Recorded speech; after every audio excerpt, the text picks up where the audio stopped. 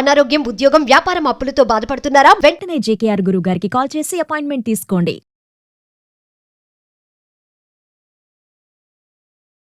Suman TV ప్రేక్షకులకు నమస్కారం. నేను ఉదయశ్రీ. ప్రెజెంట్ మనతో ఉన్నారు కేరళ జ్యోతిష్యం Brahmashri doctor JKR garu. Astrology, మంత్రశాస్త్రం, law of attraction, life skills and money coach.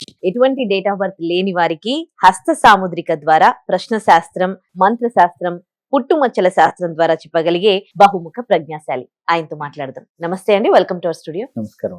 ఈ జూలై నెలలో సింహరాశి వారికి ఎలా ఉండబోతోంది? ఈ సింహరాశి వారికి ప్రథమం నుంచి కూడా ద్వితీయం వరకు కూడానమ్మా అప్ అండ్ డౌన్స్ ఎక్కువగా కనపడతా ఉన్నాయిరా. ఎందుకనంటే జన్మనంలో కుజుడు ఉన్నట్టు చేత గోచారరీత్యా వీరికి ఏమవుతుందంటే కొంత ఇబ్బందులు తలెత్తే అవకాశాలు ఎక్కువ ఉన్నాయి. అంటే పితృదేవతల యొక్క ఆగ్రహానికి గురి కావాల్సి వస్తూ ఉంటుంది. రెండోది, భూమికి సంబంధించిన వివాదాలు ఎక్కువగా కనపడతా ఉన్నాయి. ఖర్చు ఎక్కువగా కనపడతా ఉంది. రాబడి కన్నా కూడా ఖర్చు అధికంగా కనపడతా ఉందమ్మా. ముఖ్యంగా ఈ సింహరాశి వారికి వీరు తలపెట్టిన కార్యములన్నీ కూడా పోస్ట్ పోన్ జరిగే అవకాశాలు ఎక్కువగా ఉన్నాయి. రెండోది, వీరికి శిరోభారం అంటే తలనొప్పి, ఆరోగ్యానికి సంబంధించి కొంచెం తలనొప్పి ఎక్కువగా అప్పుడప్పుడు ఇబ్బంది పెడతా ఉంటుంది. ఎందుకని తలనొప్పి వస్తూ ఉంటుందంటే ఎక్కువ ఆలోచిస్తూ ఉంటారు ఈ మాసంలో.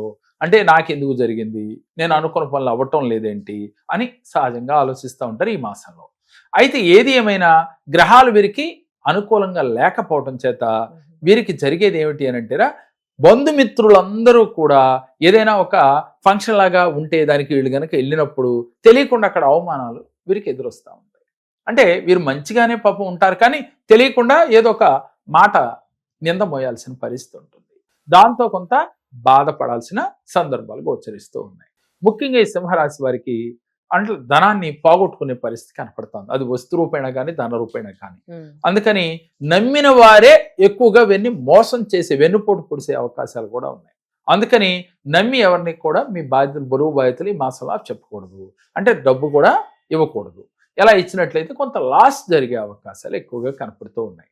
ఈ సింహరాశి వారికి ఈ జూలై నెలలో కొంత ఆరోగ్యపరంగా ఇబ్బందులు కనపడతా ఉన్నాయి. దీనితో పాటుగా స్పెక్యులేషన్ చేసేవారు మాత్రం ఈ మాసంలో చాలా ఆచితూచి అడుగులు వేయాలి. రాజకీయ నాయకులకి మంచి పేరైతే వస్తుంది, కాకపోతే నిందలు కూడా అలాగే వస్తాయి. దీనితో పాటుగా అమ్మ ముఖ్యంగా సినీ కళాకారులకి ఎలా ఉంటుంది, కష్టమేమో ఎక్కువ ఉంటుంది, కానీ పారితోషికాలు చాలా తక్కువ ఉంటాయి. దాంతో వీళ్ళు కొంత నిరాశపడే పరిస్థితులు గోచరిస్తున్నాయి. వ్యవసాయదారులకు మాత్రం సానుకూలంగానే ఉంది ఈ మాసంలో. రియల్ ఎస్టేట్ చేసే వాళ్ళకి మాత్రం చాలా అద్భుతంగా కనపడతా ఉంది.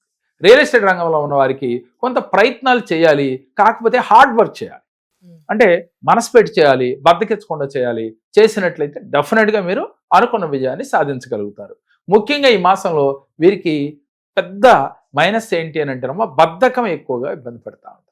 గ్రహాల అనుకూలత లేనప్పుడు మనిషికి ఏర్పడేది బద్ధకం, వాయిదాల పద్ధతి. రేపు చేద్దాం, ఎల్లుండి చేద్దాం అని వాయిదాలు వేసుకునే విధంగా ఉంటారు.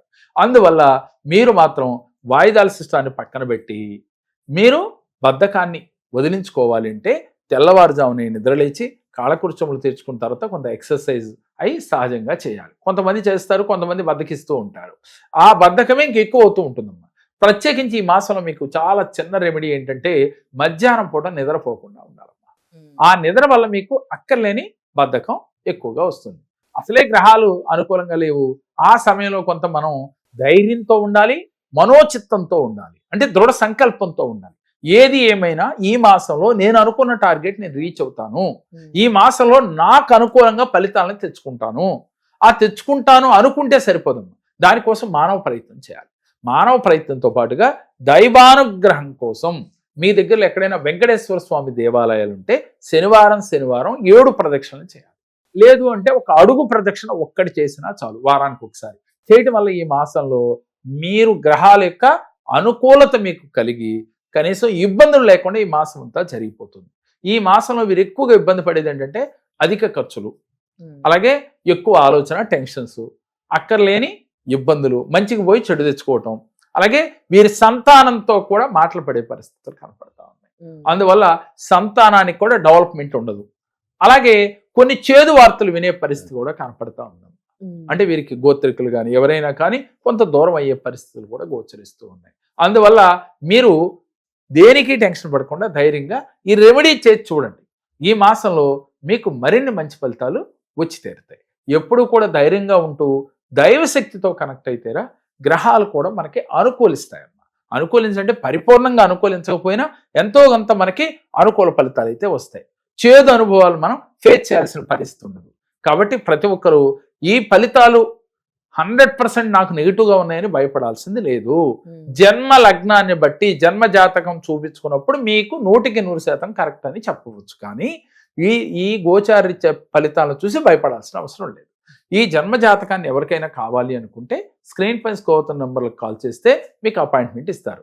ఎందుకని ఒక వ్యక్తి జాతకాన్ని 13 కోణాల్లో చూసి పరిపూర్ణంగా వారికి తెలియచేసి దానికి తగ్గ రెమెడీస్ ఇవ్వటం జరుగుతుంది.